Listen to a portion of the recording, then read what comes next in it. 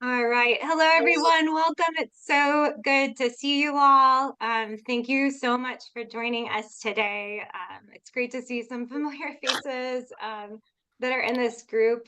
We're going to ask you all to start by sharing a brief introduction in the chat. So we're going to ask you to share your name, your pronouns, your organization, and where in the world you are. So if you don't mind doing that in the chat, that would be wonderful. And as you all share your introductions, I'm going to go ahead and get started because we have so much goodness to share with you today. So my name is Stacey Garcia. My pronouns are she, her. I work at the International Coalition of Sites of Conscience, and I live in Santa Cruz, California. And would love to hear from you all as to where you're from and what organization you're with in the chat. We'll keep that going, but we are going to jump to it. So thank you for joining us today in the Addressing the Silences webinar. This is the second webinar we're doing in this series, and this one is on building reciprocal relationships. And for those of you who we haven't met yet, we're so glad that you're here. We are the International Coalition of Sites of Conscience, which is a worldwide network of over 350 members in 65 countries all around the world. Our members are museums, historic sites, memory initiatives, parks, grassroots organizations that are all committed to this idea that we have so much to learn from our past in order to understand the current events that we're experiencing, in order to also really ignite folks into creating a more just and humane future together. Members of the coalition, many of you are on this call, which is so wonderful to see, are committed to these 4 principles, and that is to interpret history through sight. Sometimes that is a physical site, sometimes that is a remote site, sometimes it's multiple sites. To engage the public in dialogue on pressing social issues related to the content of your site or the community that you serve. Invite the public to take action on those issues that you raise at your site, and working collectively to promote memory, preserve memory, promote truth, and pursue justice. So much of the work that we share at the coalition and our webinars and in our trainings and workshops is really thanks to coalition members all around the world that are sharing their practices and learning together. If you'd like to learn more about becoming a member of the coalition, please chat with me. I'd love to talk with you, and I'll put a link later in the chat to our membership page. Very excited for today's webinar on building reciprocal relationships. The whole purpose of this webinar is to share with you some of the tools and stories and examples for how you can build more reciprocal community partnerships. We are doing this by sharing the work of what we're learning thus far in a project called Addressing the Silences. Addressing the Silences is a 3-year project that we started to help sites create deeper and more meaningful relationships with their communities. This is a moment when we gathered in Austin together, a few of us, a very silly moment. And it's funded by the Institute of Museums and Library Services. There are 13 organizations that are part of this cohort in Addressing the Silences. They are museums and historic sites all across the United States, from Alaska to Austin to Delaware and in California. And there are a range of institutions. Some are very large state-run institutions, and some are all volunteer-run small historic sites.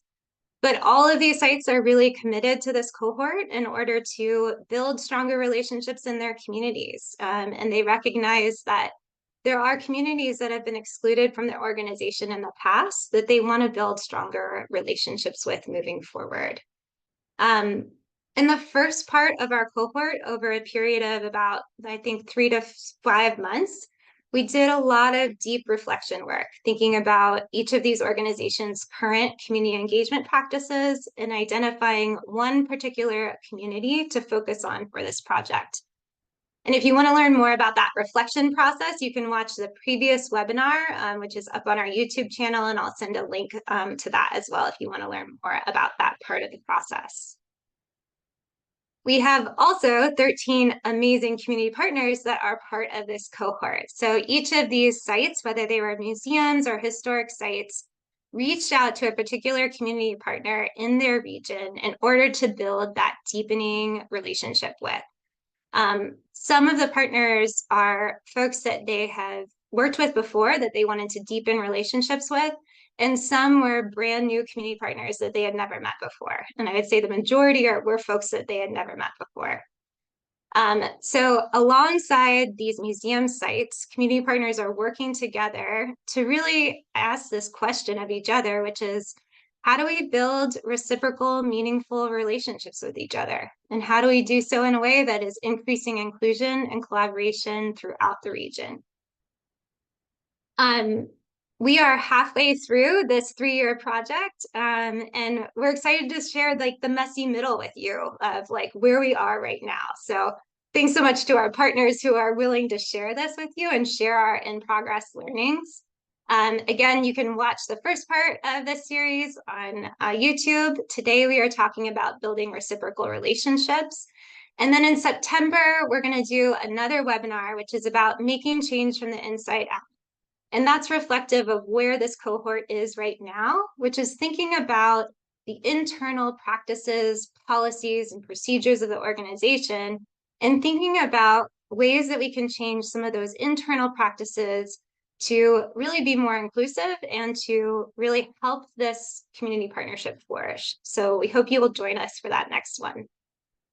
I'm going to have each of the partners that is on the call with us today share just a brief introduction of your organization so you can get to know some of the partners that are part of this Addressing the Silences cohort.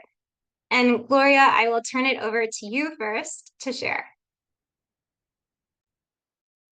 Hello, my name is Gloria Henry, and I am the site supervisor for the John Dickinson Plantation, which is an historic site located in Dover, Delaware, and administered by the Delaware Division of Historical and Cultural Affairs. The plantation was home to a variety of people, and we share the stories of the tenant farmers, the indentured servants, the freedom seekers, the free and enslaved Black men, women, and children who lived, labored, and died on the plantation. John Dickinson was known as the penman of the Revolution, and he was a framer and signer of the U.S. Constitution.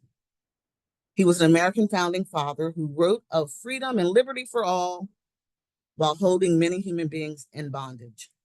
The plantation is a component of the First State National Historical Park and a member of the National Underground Railroad Network to Freedom.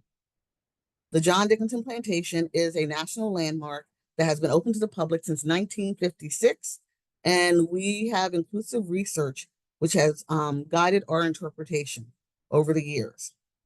Our community partner is the Southern Delaware Alliance for Racial Justice, and Gwendolyn Miller will tell you about that organization. Thank you.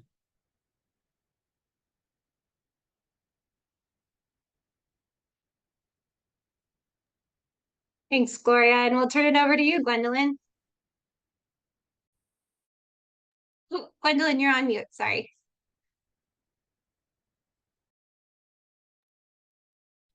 Thank you. Thank you, Gloria. And good afternoon, everyone. I'm Gwendolyn Miller, and it's a great honor to be here today. As the Southern Delaware Alliance of Racial Justice, oftentimes we use the acronym SDARJ, or we'll use the word Alliance because it's a very long word.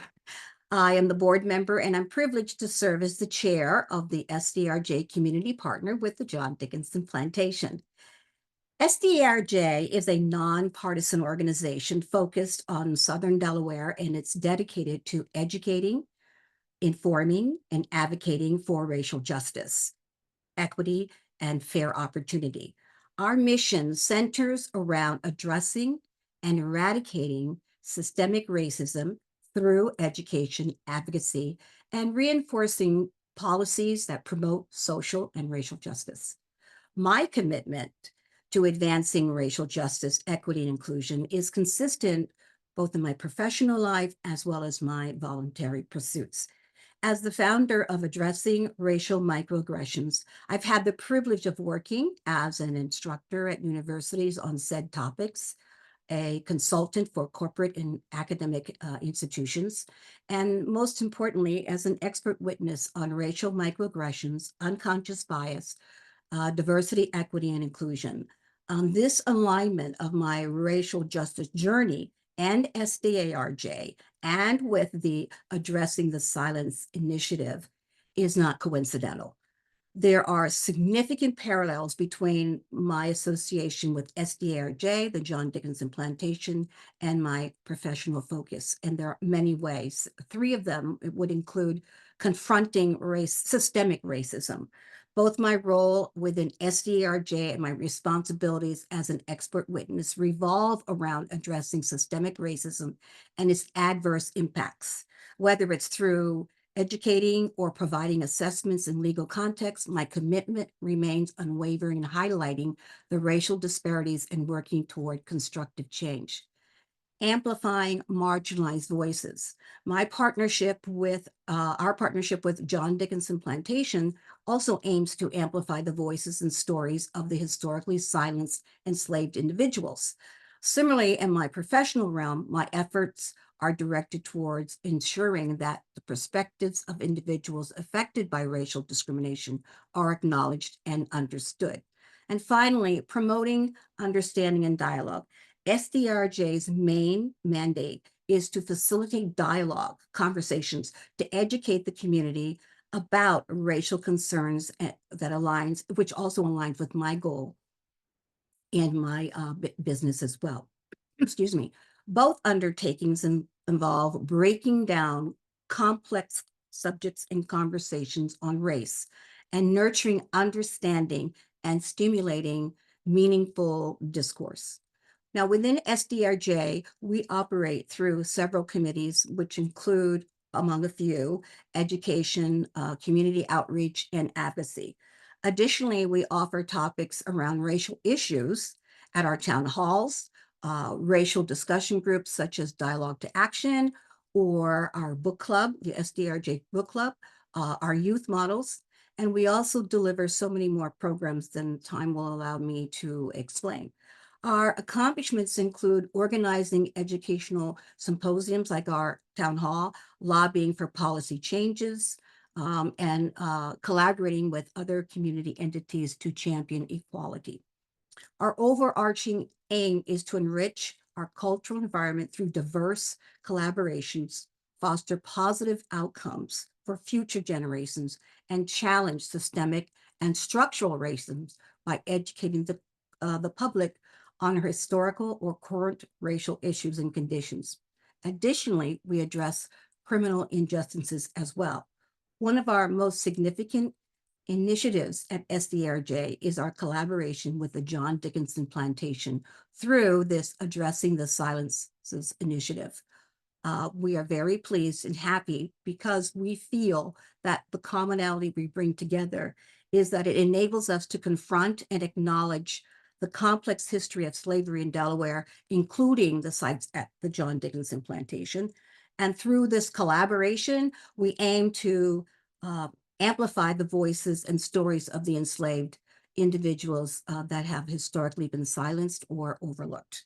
And it provides a collaborative platform for our community engagement and education to facilitate these discussions and lasting impacts on slavery and the ongoing struggle for racial justice. I'm so excited to share more with you, including our partnership with the John Dickinson Plantation through the rest of this webinar. Thank you. Thanks so much, Gwendolyn. David, I'll turn to you next. Hi, I'm David Lay. I'm the most recent newest board member at the Chinese Historical Society of America. We're the oldest Chinese Historical Society, founded in 1963, 1 year before the Civil Rights Act. And we have about 20,000 objects and files on Chinese American history. So we have probably the largest such collection. And most people know something about Chinese in America, that we helped build the railroad, and that when Lunar New Year come around or Chinese New Year, there's a lot of festivities, there's parades and so on. But little known is the Chinese contribution to civil rights.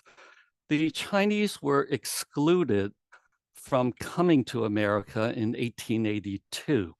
If you're Chinese, you can't come, with very few exceptions like diplomats and merchants.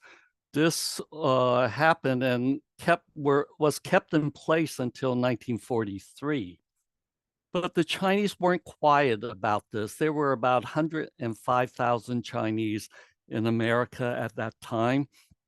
And these Chinese sue the federal government more than 10,000 times. This is 1 out of 10 Chinese sue the federal government. And out of these lawsuits, about 30 of them went to the US Supreme Court and won for all Americans basic rights, like right to a public education, even if you're an immigrant. That's Tate versus Hurley. And then the concept of equal protection under law, which is the 14th Amendment, is more than writing a law that's equal for everybody, but that the execution and the administration of the law has to be equal. And that's Yick Wall versus Hopkins. What makes you an American? Being born here. This is a concept that is only in the Americas. If you go to Europe and Asia, they don't recognize this. But why do we recognize this here? Is Wong Kim Art versus the US. So birthright citizenship is a Chinese case. How about political asylum? Where did this concept come from? It's the Persian Chinese in 1921, Public Law 29, also a Chinese case. The Miranda Act, we think this is Hispanic in 1966, but it was based on a Chinese case that preceded this, a Supreme Court case in Washington, D.C. in 1924. Bilingual education, also a Chinese case, Lau versus Nichols.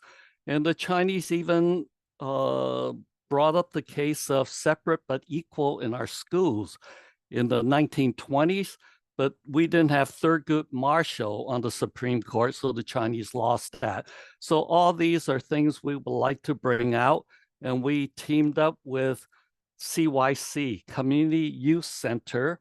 They are the largest youth group in San Francisco, and they're jazzed about this history, and they want to create a tour in Chinatown about the civil rights that were won by Chinatown, the organizations in Chinatown.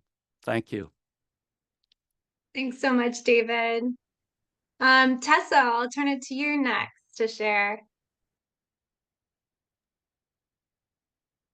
Yeah, sure. Thank you.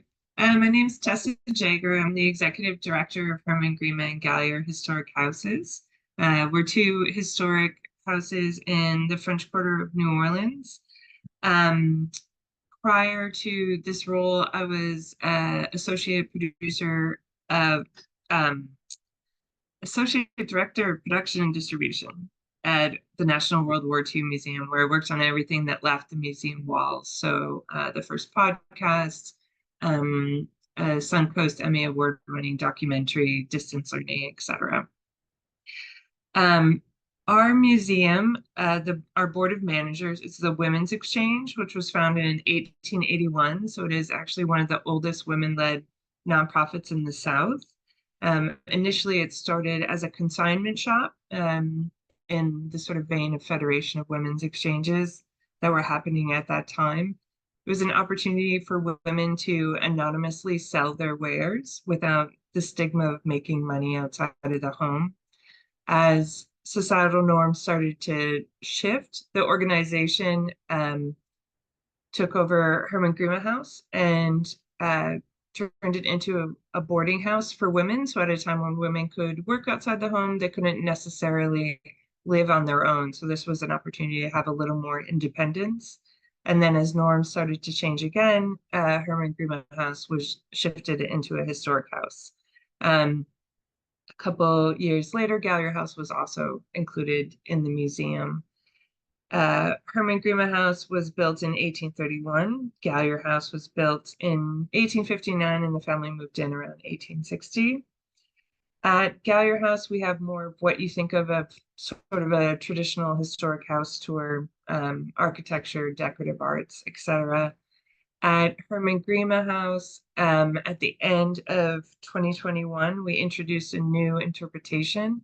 It's an urban enslavement tour focused on the approximately 70 individuals that we know about that were enslaved on the property. We talk about the differences between urban and rural enslavement, as well as the contributions of people of African descent to so much of what we know New Orleans to be. And then we are partnering with a local organization called Our Mammies. It's run by a local New Orleanian woman named Gaynell Brady. Her focus is on interpretational history as well as African American genealogy. So we are working with her on finding ways to bring especially more Black people into the museum career as a whole. New Orleans is a predominantly Black city, but we don't see that reflected in the staffing of our museums. So we are looking at trying to get young people really excited about museums, both through educational programming and partnerships with teachers, as well as through internships to kind of not only change our institution, but hopefully, change sort of the museum world within the city as a whole. And then a little bit later, you'll be hearing from Dr. Amy Medvick, who is our Director of Educational Programming. Thank you so much, Tessa. And Jen, our last partner on the call. Hi, everyone. I am Jen Edgington. My pronouns are she, her, hers. I am the interim director and the director of interpretation at the Illinois State Museum. Our museum is a really amazing institution that's almost 150 years old. It's one of the oldest state museums, and it is one of the oldest museums in the state of Illinois. The museum itself, the big flagship, is actually located in Springfield, Illinois, right on the Capitol complex. Actually, right now we're closed for a plumbing project, so we had to shut down our doors, but we're out in the community. And then we do have 2 satellite locations in other parts of Illinois. That includes Lockport, Illinois, which is in the Chicago suburbs, as well as Dickinson Mounds Museum, which is located in Lewistown, Illinois. We did have additional 2 other locations, but in 2015, the museum was shut down by a previous governor, and those 2 never reopened. Our institution has around 13.1 million artifacts and objects in our collections. So I'm currently sitting in the Research and Collection Center, which is where we care and catalog our objects. And we are all here right now because of the construction. And this is located in Springfield as well. Our museum focuses on not just natural history, which you see in the photo here, but we also focus on history as well as art. A big part of our programming is working with tribal individuals. So we work with Indigenous communities to ensure that they have their voices told in Illinois, because we are a removal state. We just got our first federally recognized tribe as of a few months ago, where the Prairie Band of Potawatomi were able to get land back at a federal level. So this is the first tribe since removal in the 1800s. We have a director of tribal relations who's working really carefully and closely with our tribal partners. Being the Museum of Illinois, we recognize that we need to tell everyone's stories at our museum. And so one way we're doing that is through this project. We recognize that there's a lot of Latinx communities that are popping up in central Illinois. And a lot of them are dealing with migrant farmers, migrant workers. And so we wanted to really work to tell everyone's stories here at the museum.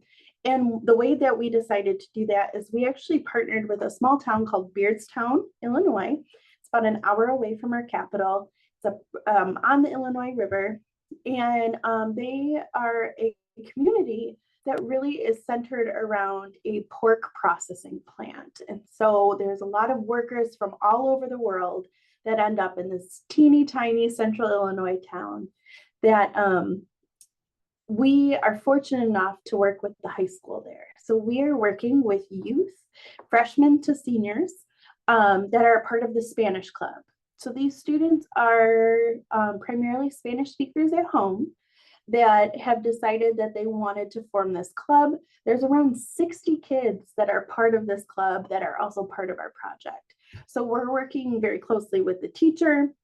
We're also working very largely with the larger IDNR umbrella. So we're part of the Department of Natural Resources, and these students who are driving our changes and driving how we rethink a museum. And it's everything from your building doesn't look very approachable to you're not telling all of our stories. And it has just been this amazing journey with teenagers who didn't really understand why a state agency or a museum would want to hear their opinion. And now they're part of us. And so it's been amazing to see happen. Thanks so much, Jen, and thanks to all the partners who are joining us today. And there are more partners in our cohort that are on this call as well, that are not speaking today, but are joining us, which is great. So what we're going to do today is I'm going to share some of the relationship building frameworks that we've used in this cohort. And I want to say that even though I am the voice sharing this today, that these frameworks have been strengthened and made so much stronger by all of the members in the cohort who have contributed to this. So it's not just our ideas we are sharing, it is the whole group that has been contributing to these ideas. Then the partners on this call are going to share some stories and lessons learned about how this has practically been implemented. And then throughout, I'm going to ask you all to participate a little bit in the chat and breakout rooms to reflect on your organization and some of the frameworks that we're sharing today. So I want to begin by really where you begin when you start a new relationship, which is just getting to know each other, right? Sometimes we forget that. That's such an important part. And one of the questions that we asked in our cohort to start this off is really thinking about how friendships begin. Because friendships often begin by identifying that you have something in common, that you both care about similar things, that you have similar interests, or maybe you're just like, oh, this person is fun to be around. But the way friendships spark is often the way partnerships can spark and evolve. So we wanted to take that kind of mindset into our partnership building work.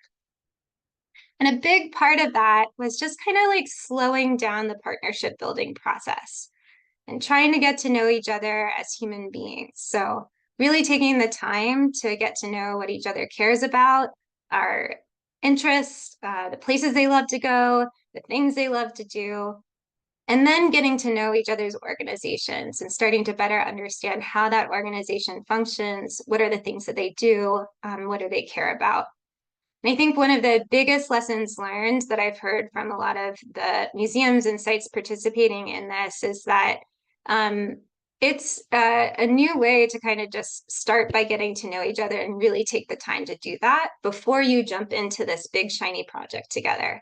And there's been a lot of learnings in that have strengthened and will strengthen the work that they do together on that big shiny project.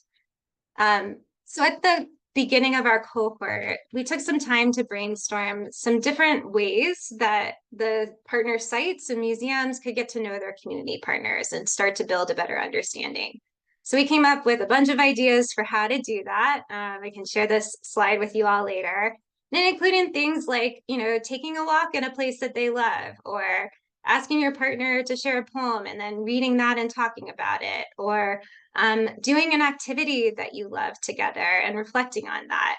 And they spent about 2 to 3 months at the beginning of this process just doing these activities, not talking about the project they're going to do together, but just getting to know each other. And the great thing is that folks are still going out to dinner, still saying, hey, do you want to come to this event like a year later, which is wonderful. So Gloria and Gwendolyn, I'm going to turn it to you all first to ask you to share what are some of the activities that you did to help your relationship grow, to kind of get this all started?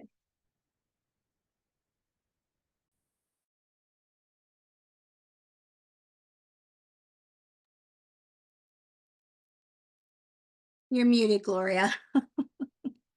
Okay. Thanks, Gwendolyn. I didn't catch that.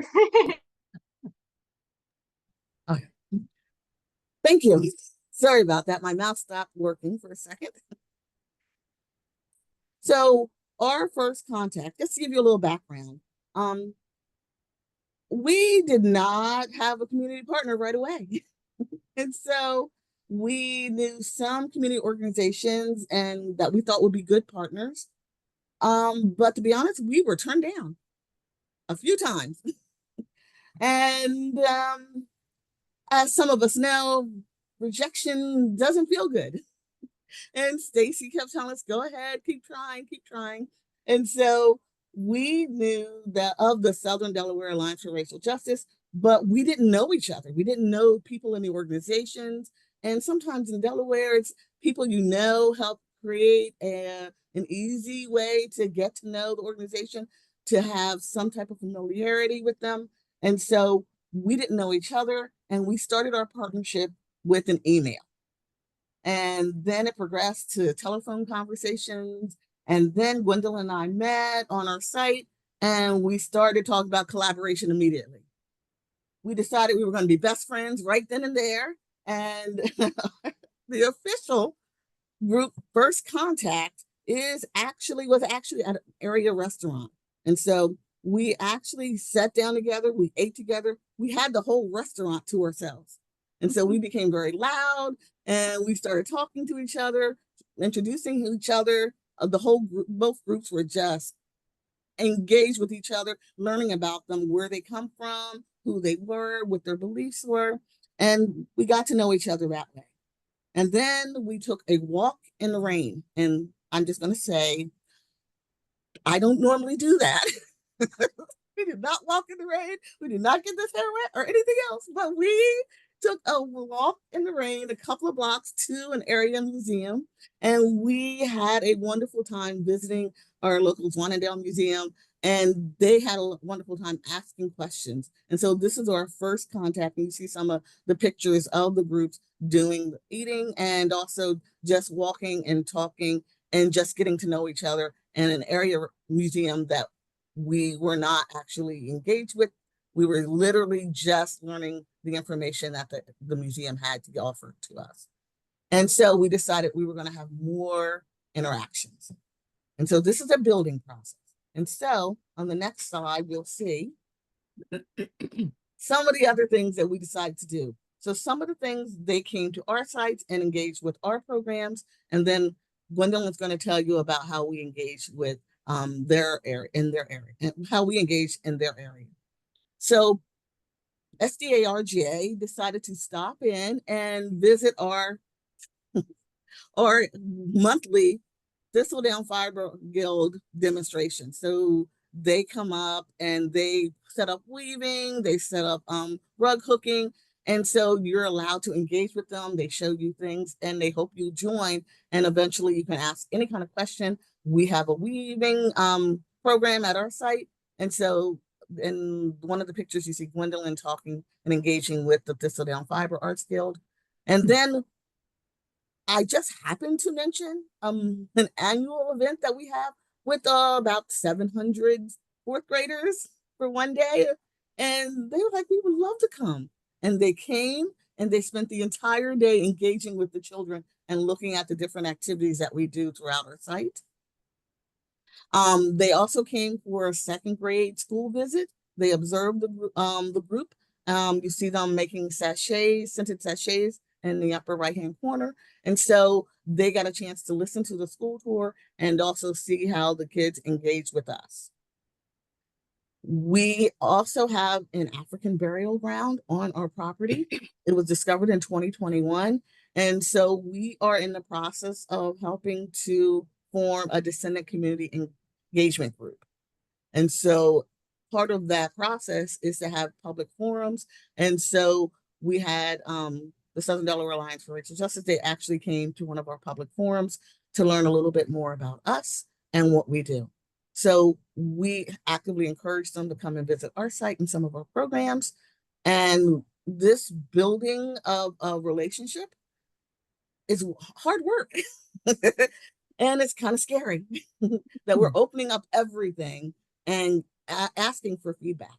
And so even though this is my site and I'm very sometimes territorial, we're opening it up and we want to hear the feedback, good, bad, indifferent, ugly, anything that we know. This is our mission, is to work with the community and become better stewards of this site and become more engaged with the community. And so this is how we're doing it with our Southern Delaware Alliance for Racial Justice partner. And I'm going to turn it over to Gwendolyn to tell you a little bit about how we have visited them. Yes, building relationships is a two-way street. So we made a lot of trips going about an hour and a half north to visit the John Dickinson Plantation under various scenarios. We're very fortunate that they have a lot of diverse programs for us to watch, listen, and observe. And in so we were very appreciative of them coming to Lewis, Delaware, where the headquarters for SDARJ is. And some of the first, we were delighted when we asked Gloria and her team to write an article for us in our magazine called Black Voices, because we believe that in order for everyone to embrace things, we need to do it under multiple ways, visually, as well as something in writing, literature, as well as an event. And so we took these opportunities to educate the people in Lewis, Delaware about the John Dickinson Plantation, of which many of them have never heard of. Another wonderful opportunity was the Southern Delaware Alliance for Racial Justice had its volunteer appreciation luncheon. And we were very appreciative that Gloria and her staff came down not only for just to have good food, but they also gave a very wonderful presentation about what addressing the silences is all about. Another opportunity to share with others about what we're doing. In addition to that, they came back down in a large group, the entire, or almost a lot of people from the Delaware Historical Cultural Association. I believe I have that kind of right, which John Dickinson Plantation is part of, came down to an event in which they are also part of in the collaboration of Saving the Nassau School, of which you see is the third picture. And it was wonderful to connect to everyone again and to introduce each other to other people who also came to the event. They saw that the members were there from John Dickinson Plantation, and we were able to explain what the project is and what the collaboration was between SDRJ and JDP. And you're looking at the final shot of a lot of members from John Dickinson Plantation and Southern Delaware Alliance together in the final shot at the Nassau School. And towards the end, we'll talk about our third opportunity coming up, which will be the Southern Delaware Alliance Racial Justice Town Hall, where once again, we will have the John Dickinson Plantation talk about our partnership, collaboration under the Addressing the Silences Initiative. Thank you. Thanks so much, Gwendolyn. And it's amazing to hear, I've heard some of these stories, but I haven't heard all of those. So it's great to hear the relationship building activities you've done. Jen, I'm going to ask you to share just a few of the activities that you have done with your community partner. Sure. So again, I'm working with youth, with high school students for the most part. And so, of course, it is at a very structured schedule, right? And so one of the big things we had to do was get on the same schedule as them. So we have traveled out to their school, but then we set up a field trip where we paid for buses, we paid for food, and we invited them to the museum. And so that was kind of our first big foyer together. And then we recognized they still weren't 100% comfortable with the project, comfortable in a museum, because most of them hadn't been to a museum before. Again, they're in rural Illinois, so we continued to go visit them. They started to get a little bit more comfortable. It also helped that myself and my kind of co-partner in this project, Jose, are both of Latin descent as well. And so Jose would always speak in Spanish where I would speak in English, so we could address all students that way as well. So that was a really great point for them to be able to see someone like them up in front of them, presenting and building better relationships. From there, we actually invited them on a hike. And so we went out and we ended up going on a 2-mile hike with them at one of our state parks. And as you can imagine, high school students who are not quite used to hiking, there was a lot of fun that happened, and a lot of, maybe the teacher fell down one time and all the students kind of were giggling and laughing, but there was so much camaraderie that came out of that one hike that we then were able to take it and we listened to them. They asked for different food. So the first time we just got sandwiches for their lunches, they asked for Mexican food. So we went ahead, we went to a different town, catered the lunch for them, and that was a huge part, was sharing the meal with them, sitting down with the kids and building that. It has gotten to the point where our relationship is so strong. We've shown up when the Spanish club decided they wanted to do a dance. They invited us to chaperone the dance. They've invited us to be part of the festival that they threw at the end of the year. And unfortunately, it was my graduation weekend, so I wasn't able to join. However, my co-presenter, Jose, was there. And we showed up to support them on this huge endeavor that they did. And they're going to continue to do that festival and fair. And in 2 weeks, they're back at school and we are chaperoning a trip to the amusement park because they want to see us as some of their adults that they trust, that they know that they're working to be the best for the kids. And we're going to continue to build this relationship. So it has been hard with the summer off, but we've met with the teacher. We've continued to build the momentum on our project. And those students who were sophomores last year are now juniors, and they're going to continue into the project and bring in new students too. So we've had a different kind of approach because it hasn't been as formalized, because it's really been driven by the students themselves and their wants and needs.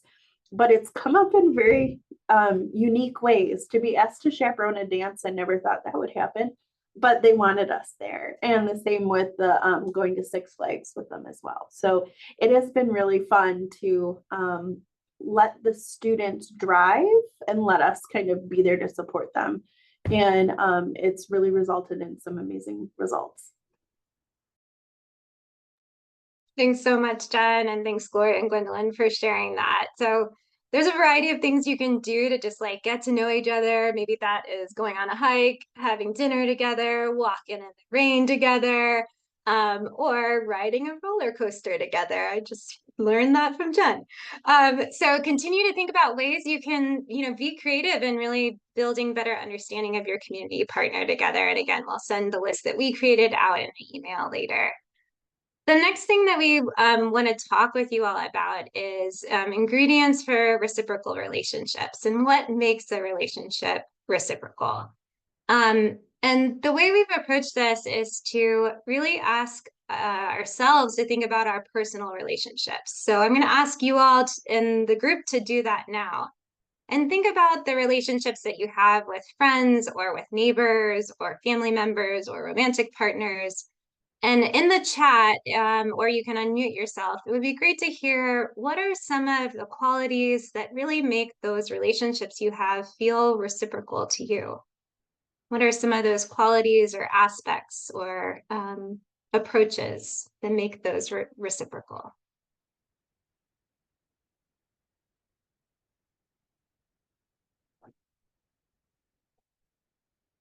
Generosity? Yeah, absolutely, Jose. Great quality.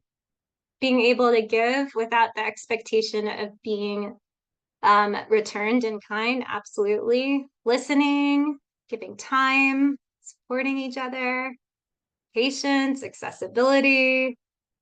Oh yeah, mutual respect. co-hosting at both of our institutions, honesty.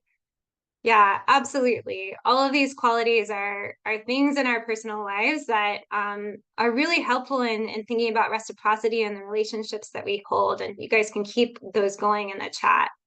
At the coalition, we tried to come up with a definition for this. And all of our definitions are like penciled in draft definitions. But here's what we came up with. Reciprocal relationships build mutual responsibility to share power, energy, strengths, and care for one another while working to mitigate imbalances.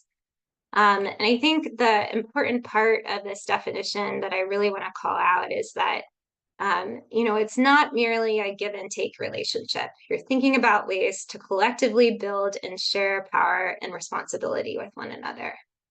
And also that reciprocity can't happen without also being aware of the power dynamics that exist within any relationship, right? So being aware of how privilege and oppression show up with you as an individual and your identity, but also as an organization, we all hold different privilege and oppression in that, and working to always mitigate that and try to rebalance that throughout. I wish I had a recipe for you of like how to make the best reciprocal relationship. But the truth is there's no like perfect recipe to do this, because every relationship you're going to create is different, and every relationship is starting from a different place of trust, right? So there's not one way to do this, but we have noticed that there are a couple of different key ingredients to reciprocity that we've noticed are helpful in building reciprocity in your relationships. I'm going to go through each one of these just very briefly now. So trust is probably the most important ingredient. A few of you mentioned that in the chat, which is so great. And I think what we really prompted this group to think about is what if we began this new relationship with trust from the very beginning and not skepticism? What if the sites really approached our partners with that trust from the onset? And then if you're starting from a place of mistrust or low trust, somewhat substantiated in a lot of cases, then how do you first repair before you start building trust? What are the things that help you repair? Accountability is another important approach. That is just simply like doing what you say you're going to do, walking the talk, and owning up to the mistakes that you make along the way, right? And being accountable, as someone shared in the chat too, requires a lot of vulnerability in that process as well. Another approach that we felt like is really important is flexibility. So how can you really build that muscle to let go of your particular way of doing things and be open and curious to different ways of doing things, right? That's so hard sometimes.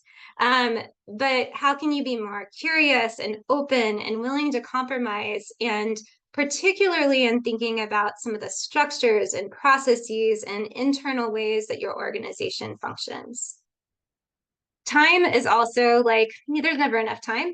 But the important aspect that we want to call out here is just what Adrienne Marie Brown always says, which is like relationships move at the speed of trust, right? So if you have a project deadline or your organization has a deadline and you're inserting that deadline, that's not going to work. You have to kind of move at the pace that your relationship is growing. The strength-based approach is another important aspect that we've emphasized in this cohort. There's so many organizations that approach communities in a needs-based framework, where an institution comes up to a community partner and says, we have the thing that you need, community. And relationships don't really work that way. When you think about your personal relationships, it doesn't really work like this is a service that you are offering, right? So what if you approach partnerships from a strength-based approach and thinking about what are each other's strengths and how can we really lean into that to create something together that we can never create alone, right? And how do we really center our strengths in this process? Listen, learn, and unlearn. How can we really intentionally listen to build understanding? And what are some of the practices that we have done that we need to unlearn, that are extractive or transactional practices that are actually leading to more harm than care? And being really reflective about that throughout the process. And the last thing that we came up with as a key ingredient is kindness towards your partner and yourself through this process. Everything is better with a little bit of kindness. So in our cohort, we're practicing having intention around these things to really build reciprocity. These are not the only things. You all came up with a really great list in the chat. Yeah, adding commitment and passion and transparency, all those things are so important. But I want to turn it over to Amy, who's one of our partners in this project, to share how are you starting to think about reciprocity in your relationship, and how are you continuously taking steps and actions towards reciprocity as you're building this new partnership? Great. Hi, everyone. My name is Amy. I'm with Hermann-Grima and Gallier Historic Houses in New Orleans. And we're working with our community partner, Our Mammies, run by Gaynell Brady. So the story that we decided I would share, I like it because it kind of demonstrates how sometimes the most powerful activities and projects can be kind of mutually, like the reciprocity is inherently mutual. It's not like a transactional, it's like the same activity is generative of that reciprocity, if that makes sense. And that also kind of shows too how multiple steps of this process, sometimes they overlap in ways and it's not as easy to like compartmentalize them, but that's okay. And sometimes that can also lead to some great outcomes.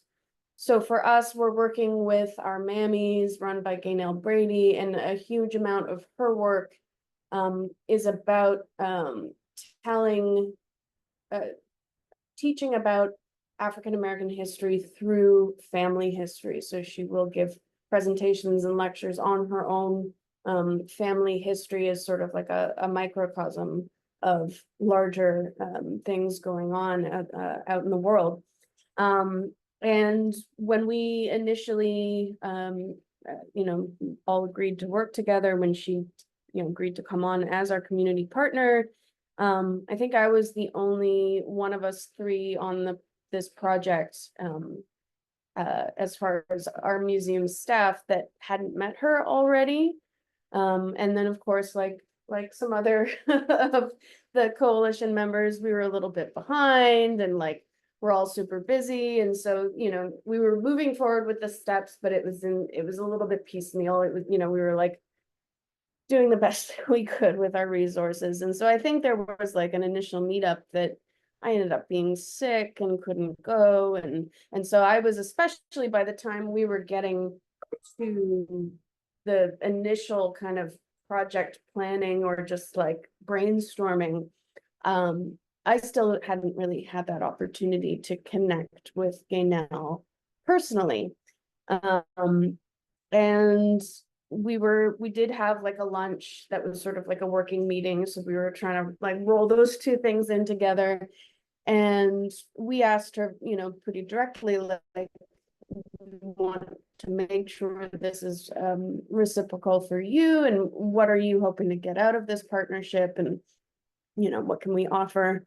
And she immediately was like, I would like training on the cooking program, because we have an open hearth kitchen that's still fully functional. We have a cooking program that runs in the cooler months of the New Orleans year, and that's in my department, so I run that program.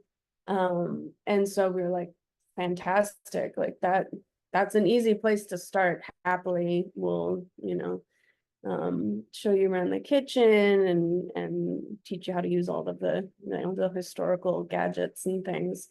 So we booked a time. Flexibility was an important thing because she actually had just taken on a full-time job, and I think we had to like cancel and reschedule a couple times and like shuffle around a few things in order to make it work before it got too hot to do it back in April.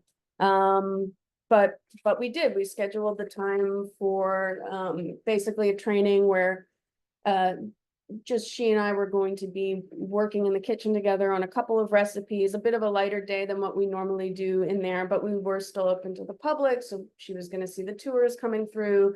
And, you know, I opened it up for her to also speak to them as they, you know, the tours came through, stopped at the kitchen, we give a little presentation. So I offered for her to make some comments as well in that. And, you know, the day just ended up being both a powerful getting to know you activity and a really powerful kind of like generative of ideas, both for our project and for her personally. So we worked primarily from a cookbook that was actually published by the Women's Exchange, the organization that that owns our museum, and it was one of the first cookbooks of New Orleans cuisine, published in 1885, and it was created by a community of primarily white women going around and collecting recipes from Black cooks. And they state that explicitly at the beginning of the book. So it's a really fascinating document because you have this, you know, record of this culinary work and in many ways intellectual work that primarily was created by Black women, both enslaved and free, working in kitchens in New Orleans and developing New Orleans cuisine. So we were working from this book, and I was telling her about how it came to be, and she was resonating with some of the recipes and like what we were cooking that day, and recognizing family recipes that were similar, and then starting to think about in her own work using recipes as a vehicle for talking about family history and broader history of the city. And so she was getting super inspired and really feeling like a very strong sense of connection with her ancestors, which is a huge part of, you know, her motivation for her work and how she organizes it.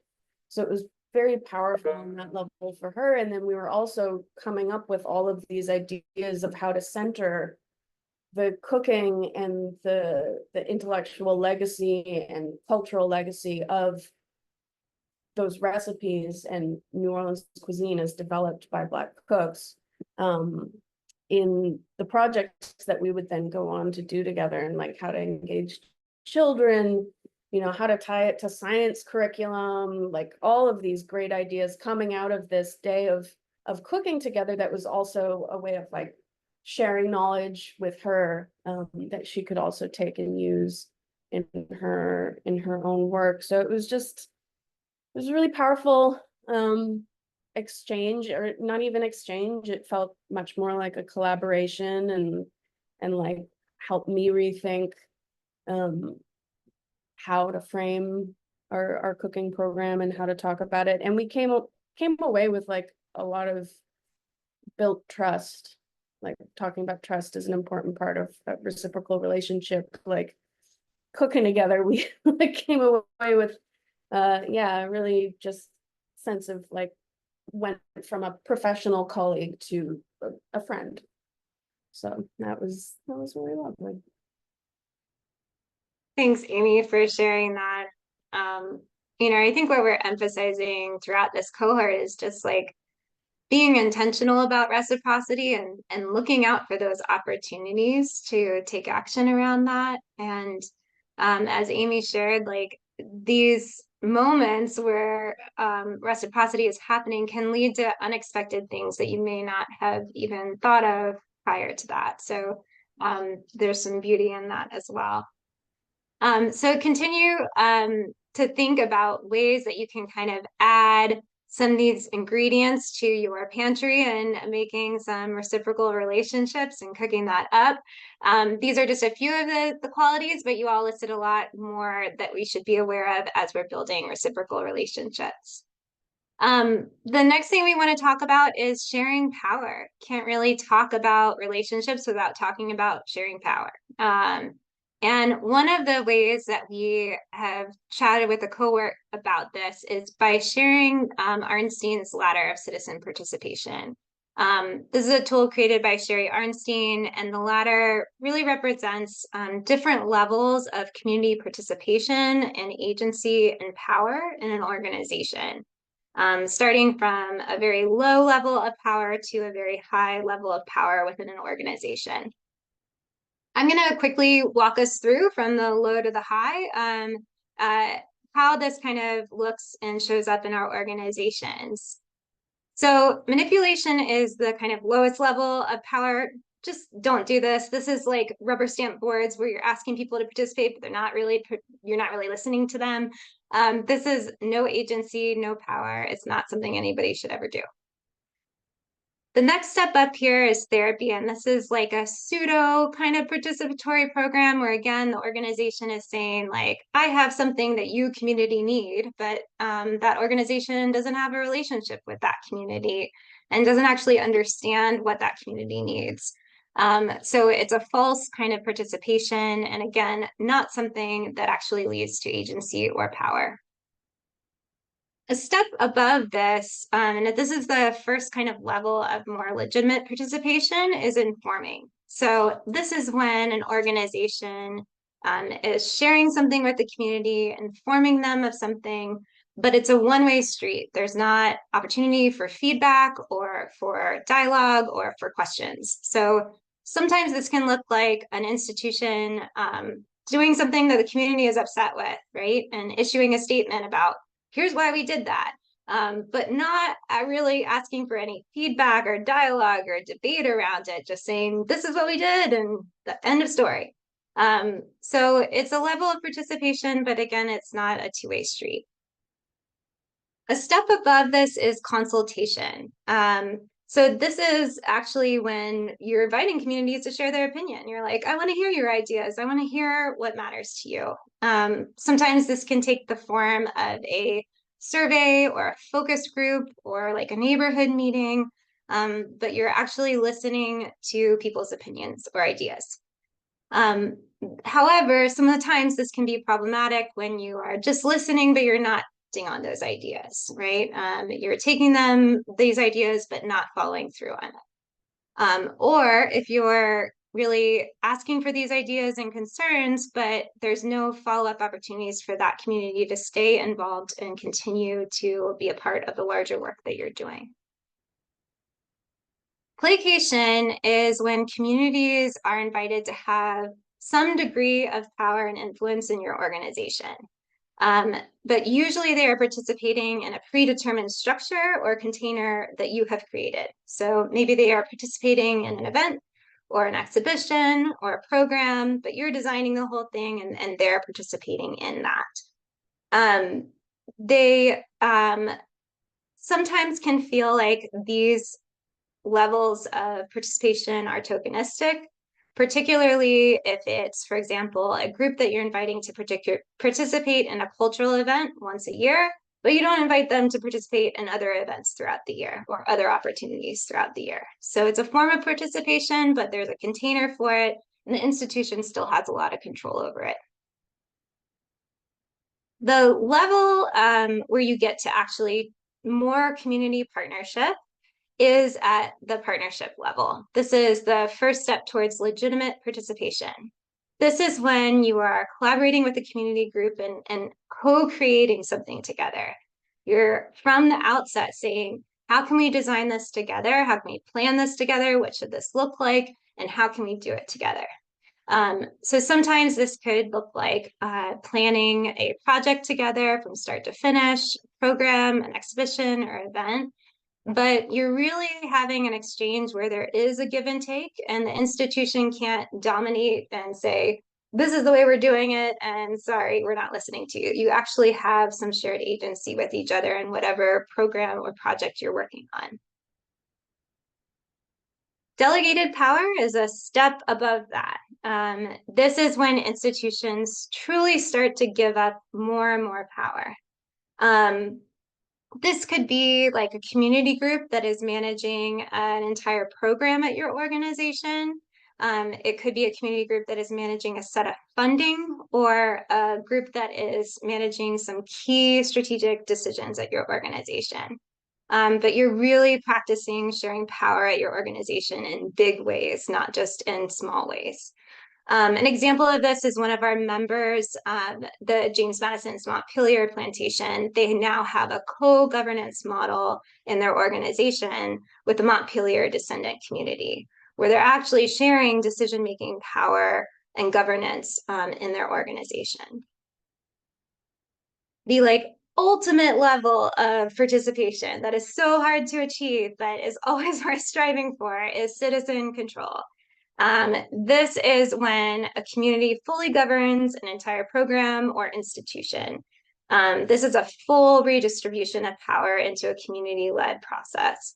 An example of this is when the city of Oakland returned Joaquin Miller Park to the indigenous-led Sorgete Land Trust. The city created a cultural conservation easement that gives the land trust full control over the land use and stewardship into perpetuity. So again, this is a highest level of community participation. And we share this tool with the cohort and with you all, not to say that this is a perfect tool, and actually Jen has created a much better version of this, but that it is a helpful framework in thinking about ways to continuously share agency and power at your organization with the community partner. And it's not to say that every collaboration needs to be at this highest level of participation, but that you should be thinking about ways that you're collaborating with different partners and weaving different opportunities for collaboration that is leaning more towards power and less towards tokenization. So again, a helpful framework, but not meant to be like a grading tool. And I'm going to turn it over to some of our partners to just kind of share an example of how you're taking steps towards sharing power in this partnership. These are new relationships, and we're just in the halfway point of this project. So I'd love to turn it to Gloria and Gwendolyn to talk about this first, and then I'll turn it to Jen, and then we'll do an exercise with you all together.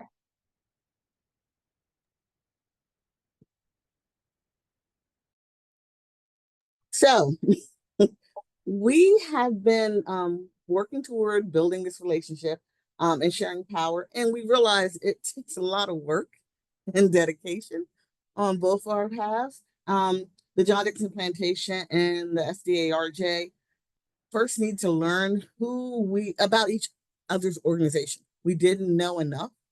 We know just enough to say we wanted to work together, but we didn't know, and we knew that we had to do, as Stacey was just saying, a deep dive. We needed to know more. We needed to get to know, more importantly, we need to know the people and learn about the people who are behind the organization. An organization is a great name, but it's the people who are volunteers and who run it that really make the mission successful. And so knowing that, we had to learn our strengths, our weaknesses, and some of the resources that we each had and could bring to the table and work together.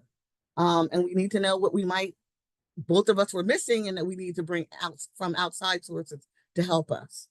So we spent a lot of time together in meetings and attending events and programs. And sometimes Gwendolyn and I are just chatting texting each other over and over again, over things that we just like to know and learn about each other. And so after that, we decided that we definitely wanted to make change and create a positive change, a future lasting change. And so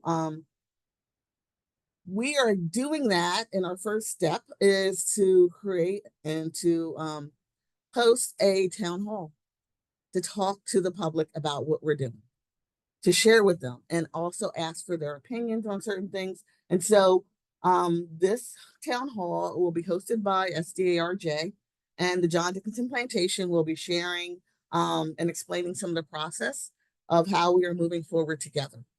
We are committed to working together and making an internal and an external change, a long-lasting internal and external exchange. And we know that this might take years. We realize that we might start off at a certain level, and as people change, as we get older, they leave the organization, we might have to start all over again and start working our way up. We are committed to doing this. We realize this, and we know that this partnership is we are planning for this partnership to continue beyond the grant. And so for the Addressing the Silences Town Hall, we're going to have it next month. And we're going to highlight who we are, what we do, what we've learned, and how we're going to move forward in the future for a lot of different projects, and also on those internal changes that will be hopefully a permanent change. And so I'm going to turn it over to Gwendolyn if she has anything else to offer or add to that. I just wanted to add something I learned through our partnership, and that is when Gloria and others came to the volunteer luncheon. It was at that luncheon where SDRJ shared everything about who we are, what we do, and each committee member got up and talked about their program and, and what it all is involved and entailed. And I think it was in that moment where Gloria turned to me and said, I had no idea. You can read about it and you can even listen to someone talk about it. But when you see it in action with each chair speaking about their program with the passion they have behind it, and then you get the overall concept, you really start to understand, now I know who I'm partnering with. It's just what I've learned is if we had started that way for both groups, it might, have, I don't know, it might have impacted us differently. So I just learned that. And one of the things, and the reason I bring this up is one of the things the committee members of this partnership said, I'm not getting the big picture. I don't understand where John Dickinson Plantation falls within all the other museums and what they do. And I kept hearing it over and over again. I'm not getting the big picture. And it wasn't until Gloria said that at that event that I understood what my committee members were saying. We don't have the full picture of what JDP is within its larger structure. So that was important. Those are great steps that you all are taking. And I'm going to turn it to Jen to share the letter that she's been working on, and also just any advice you have really about how you've been practicing sharing power. And I'll stop sharing now.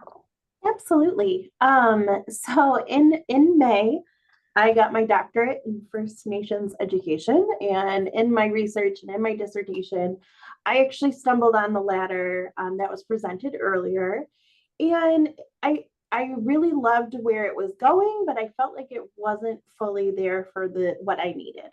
But I recognized the strengths of the foundation. So I just wanted to share something that I developed during my research that really helps when I was working with how can museums become allies to Indigenous people, or how can museums indigenize. However, I would also argue that there's a potential of really just putting this on how do museums work with community groups, or how can museums position themselves to have shared authority, which is what we should be doing. So I'm going to share my screen.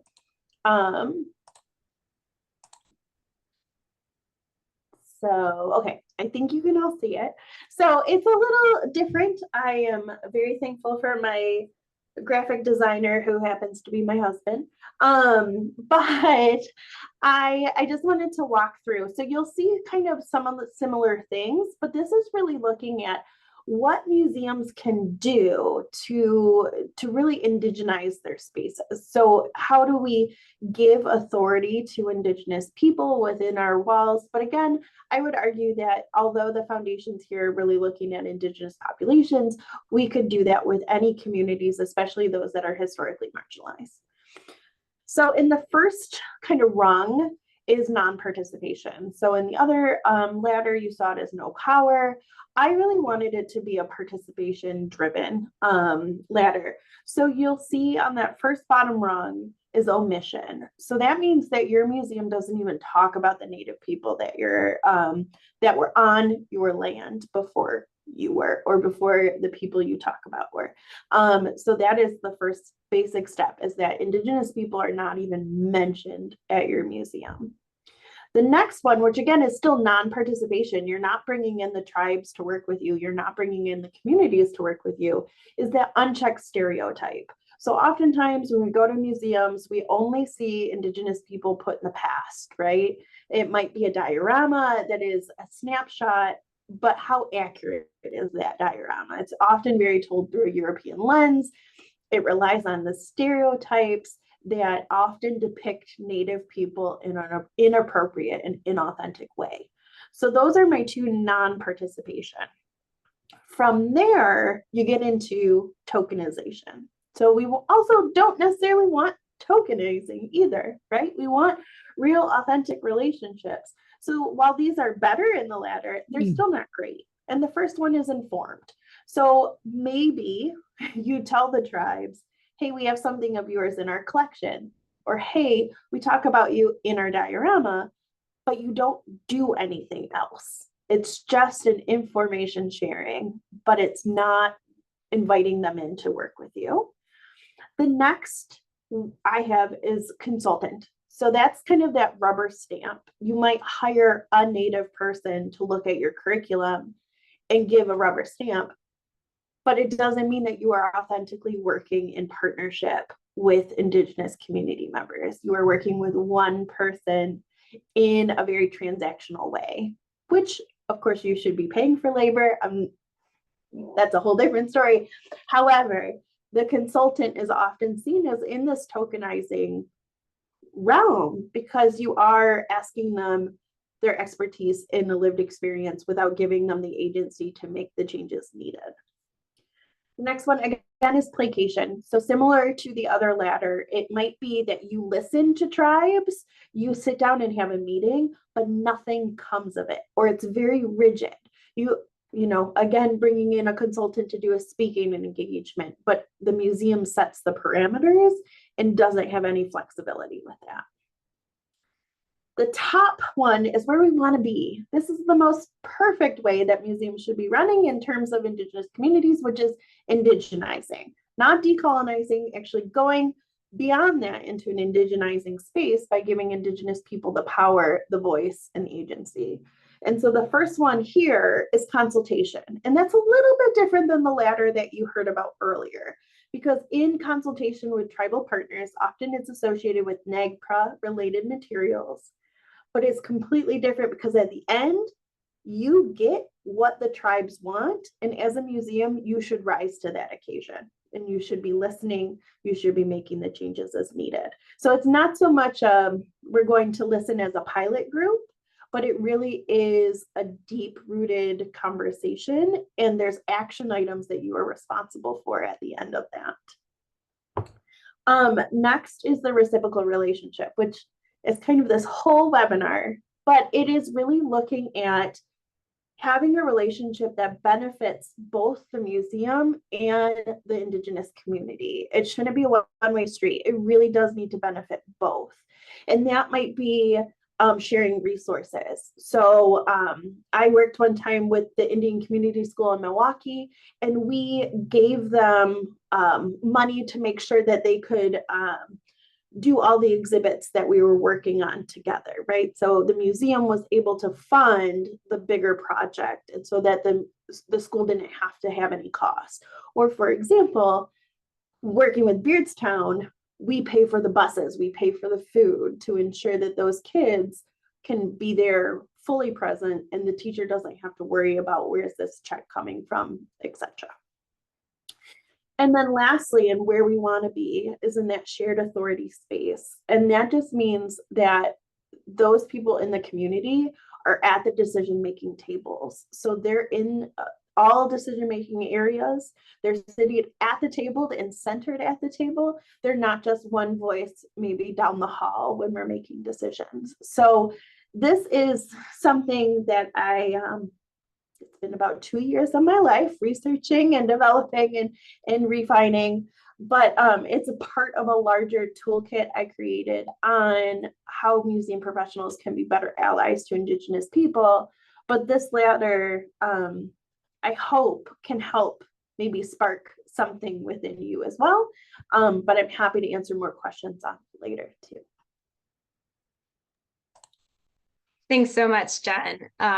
So I hope that was really helpful to you all to think about sharing power in your organization and ways that you can do that And you know, it's amazing to look at Arnstein's ladder and then Jen's ladder and like how much thoughtful it is as you're thinking about this.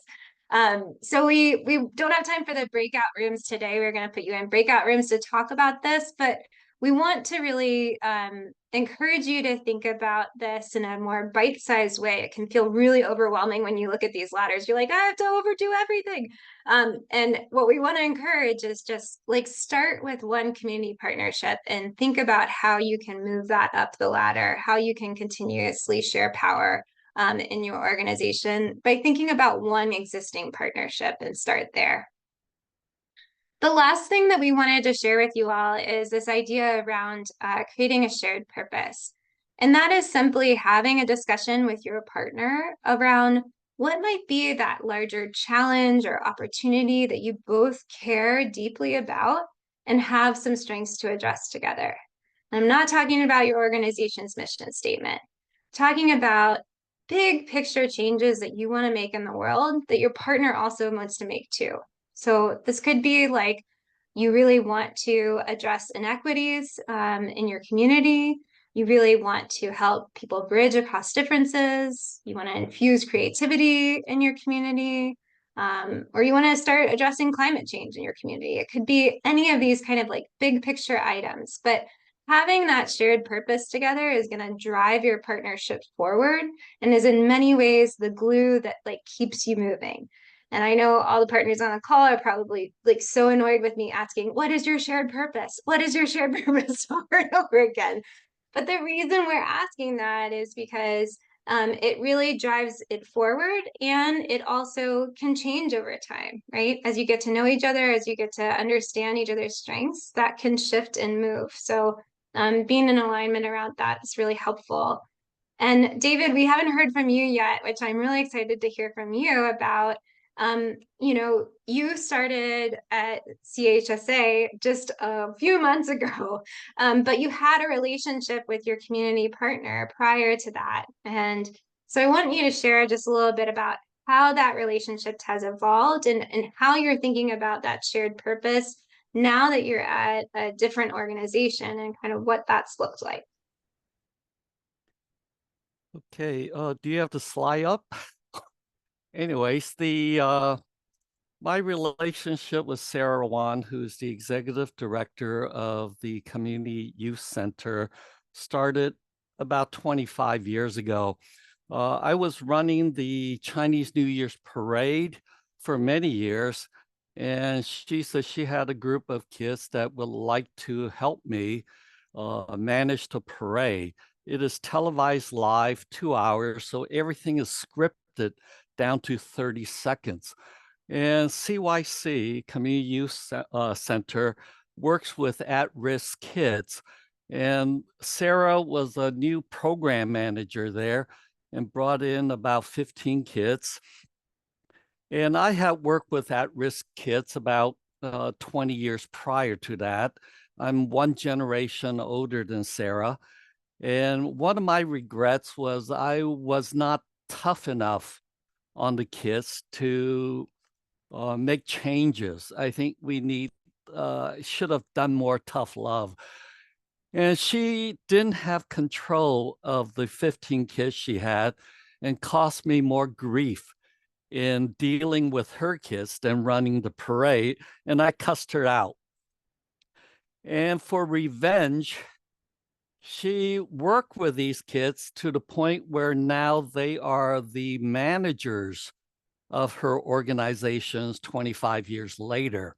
So not much I can say when the people that I was very upset with, and they now become the program managers, and Sarah is the executive director. Next slide. So I continue this relationship, and one of the most important thing I do is I get friends to fund and cook a lobster meal, a lobster boil for her staff once a year. They have staff training, team building once a year. And I bring friends in to do this lobster feast, and they love it. They don't have to do anything. It just appears. And brings them really close together. And I have no problem getting friends to help pay for this and help cook it, because these employees of CYC, they put out every day for the program. And all we need to do is work one day to do this and thank them. So it's really a two-way thing. Most of my friends always call and say, when are you doing that again? Because it's aspirational and it's impactful. Next slide. So when the Asian Art Museum had an exhibition called Flower Power to celebrate the 50th anniversary of the Summer of Love in San Francisco, they thought a good media event would be to build the world's largest human flower to break the Guinness World Record. And when you need to get about 3,000 people together to break the record, you need a lot of people. So I turned to CYC. They have 8,000 kids in their program. More importantly, they have about 50 leaders that they brought into this event to coordinate it. So we were able to break this record. Most people don't wake up and say, well, tomorrow I'm going to get 3,000 people together and do this and break this record. But if you have these relationships and the resources, relationship with institutions and people with these resources, then is very easy to do. So this is also aspirational. It was fun for both sides to be able to break this record and claim ownership to this. Next slide. And more impactful for the community was we had COVID 2020, and we had shelter in place. And the government announced the Paycheck Protection Program, the PPP program, to help business owners with forgivable loans so they can survive this period. And immediately in the Asian community, we said, how can we help the Asian businesses when they can't read English? You can only apply for this program online in English.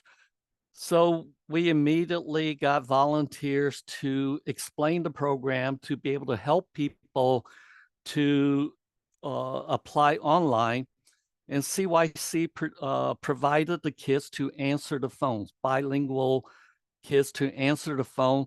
So we ended up getting about 32 million from this program to small businesses that otherwise would not be able to access it. And so these programs, it takes time to build up these relationships, but it's important so you can do these things very quickly. Thank you. Thanks so much, David, for sharing that. And like a big reminder that these things take a lot of time. We have a few minutes for questions. We're going to stay on the call for a little bit. And partners, if you have to leave, that's okay too. I'll stay on the call for some questions. But just wanted to let you all know, if you want to come to our next webinar and meet some other partners that are involved in this project, the next one is September 5th. You can register, and we're going to be talking about making change from the inside out. So making some of those internal changes at your organization to support these reciprocal relationships. But thank you all so much for joining us today. And thank you to all of the partners on this call. I continue to learn from you all and the stories that you share and how this work is playing out. So really appreciate you all being here. We're going to stop the recording, but we'll stay on for any questions that the group has for us. Thank you again.